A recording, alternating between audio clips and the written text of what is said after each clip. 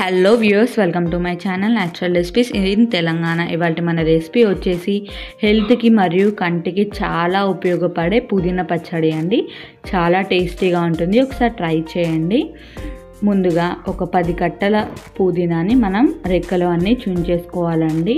చుంచేసుకొని ఒక 2-3 సార్లు బాగా కడిగేసుకోవాలి, ఎందుకంటే మట్టి ఉంటుంది కదా అండి. కడిగేసుకున్న తర్వాత ముందుగా ప్యాన్ పెట్టేసి అందులోకి 2 పవల నూనె పోసేసి ఇందులోకి 10-15 ఎండుమిర్చి వేసుకోవాలండి, లేదంటే మిరపకాయలు అయినా వేసుకోవచ్చండి. ఈ ఎండుమిర్చి మాత్రం చాలా టేస్ట్ ఇస్తుందండి, పచ్చడకు చాలా బాగుంటుంది ఎండుమిర్చి వేసుకుంటే. ఎండుమిర్చి ఇష్టం లేని వాళ్ళు పచ్చిమిర్చి అయినా వేసేసుకోవచ్చు. ఇవి వేగిపోయిన తర్వాత తీసేసుకొని ఇందులోకి మనం చుంచి పెట్టుకున్న పుదీనా వేసేసి ఒక 2-3 నిమిషాలు అలా వదిలేసిన తర్వాత 2-3 మినిట్స్ అయిన తర్వాత మనం మెల్లమెల్లగా కలుపుకోవాలండి. ఈ పచ్చడి మాత్రం చాలా హెల్దీ అండి. మా వీడియో నచ్చితే లైక్ చేయడం మాత్రం మర్చిపోకండి, అలాగే మరికొంతమందికి షేర్ చేయండి.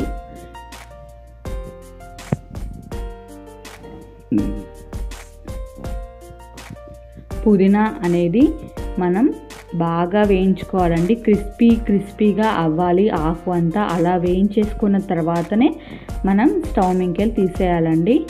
స్టవ్ అనేది మీడియం ఫ్లేమ్లో మాత్రమే ఉండాలి. చూడండి, అలా సైడ్కి వాటర్ వస్తాయి, పుదీనాలో ఉన్న వాటర్ అన్నీ బయటకు వచ్చేసి బాగా ఫ్రై అయిపోతుంది. చూడండి, ఇలా ఫ్రై అయిన తర్వాత ఇంకొక 5 మినిట్స్ ఉంచేసి ఫ్రై చేసుకుంటే సరిపోతుందండి. చూడండి, ఇలా అవ్వాలి.